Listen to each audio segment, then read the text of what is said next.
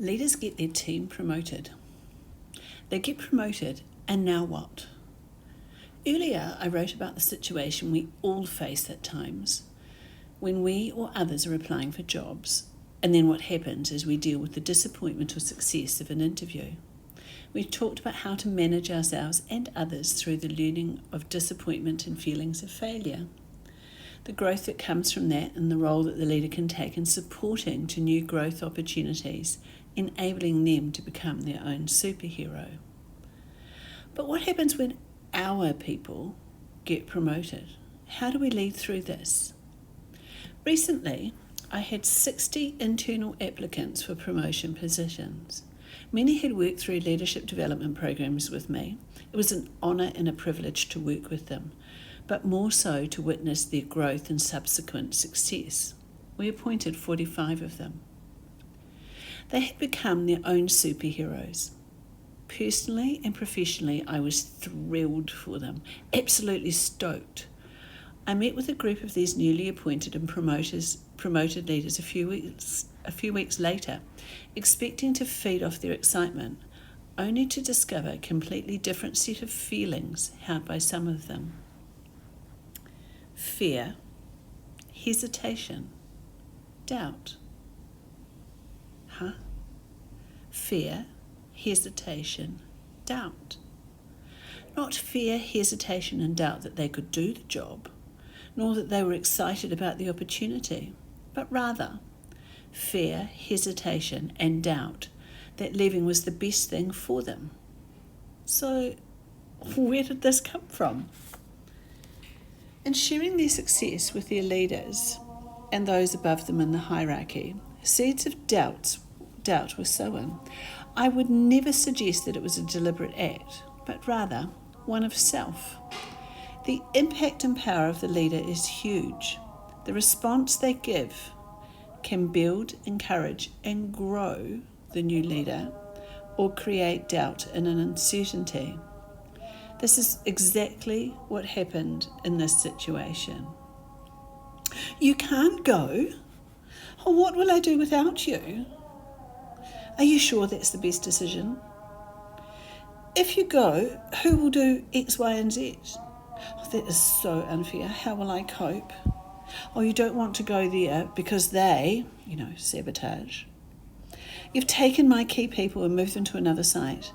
I've spent all my time building my team and now they're gone. Is this fair? It was all about the leader, and how dare a leader say this?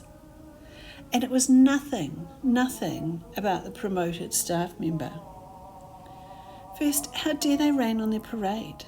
The day should be all about them and all about their new success and their new opportunity, and putting a plan into place to make sure they are really, really, really ready for their new opportunity. In some way, if you had been famous at leading, if you had been fabulous at leading them, then you can take pride in and a little credit for their success. Celebrate and build. Just as you take credit now, they're going to leave you and move on, and reflecting you and your leadership development. Just because they are leaving your nest doesn't mean you should stop developing them. You have the responsibility to get them really, really ready for their new beginning. You have the responsibility to set them up for success. This is what a leader does. The best people leave. Capacity building and building new leaders is the ultimate mark and measure of a great leader.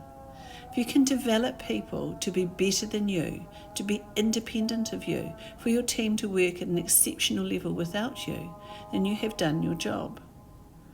Don't wait and wake up saying, what happened? They left me. I have to start all over again. And in having your best people leave, you have a lot to do and a lot to think about.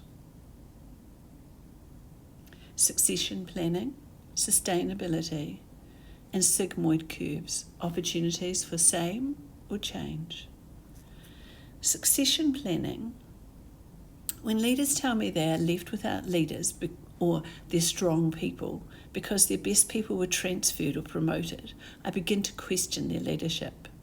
If you are investing in only one or two, if you only have a small group around you, question your practice. You must develop your team.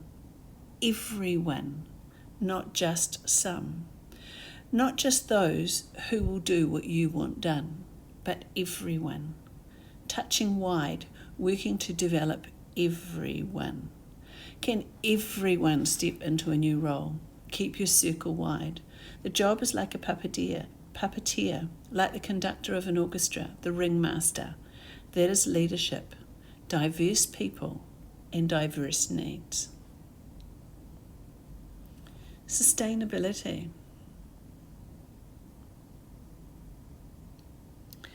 Are you building for sustainability? Are your systems enduring? Are your practices written somewhere, but more than this, known and alive? Are they real? Are they embedded? Who are your models? How do you onboard new people quickly? What are your induction processes? And then a little lesson I learned long, long ago. Never leave all the information in one set of hands. Always develop 2 or 3 heads on how anything is done. Spread the knowledge, spread the power, spread the understanding. Then you have sustained knowledge. As much as we would like to think that we, and some of our team, are irreplaceable, we need to ensure that everyone is just that, able to be replaced without the system failing. Sigmoid curves. I love sigmoid. It explains so much. When people leave, it is a time for reflection and evaluation. You know, that SWOT analysis, introspection. Keep doing, stop doing, start doing. What is good about what we do? What is tired? What needs to change? Where are our new opportunities? People leaving is a critical time and an incredible opportunity. In the journey of your business, school or team, where are you at? Do you need to keep things the same, to steady the ship, to stabilise? Or is it a time to change, to develop and to adjust? Or is it a time for radical review? What happens if we replace the same with the same? Or if we bring in new? Remember too, any change with someone similar or someone completely new will see a dip before a climb. This is a sigmoid curve, a reality. Every transition will dip before it grows again. It's a natural adjustment. Don't measure too early after a change. And then look at the type of people you need. What skills does your team need? A wee challenge to your thinking. The ideal team player, Patrick Lencioni. Hunger, humble or humility, smart. It might be time to take another look at this before you interview. We can always teach people the knowledge and skills needed, specific to our workplace. But if they don't bring hunger, humility and smart, we have more of a battle.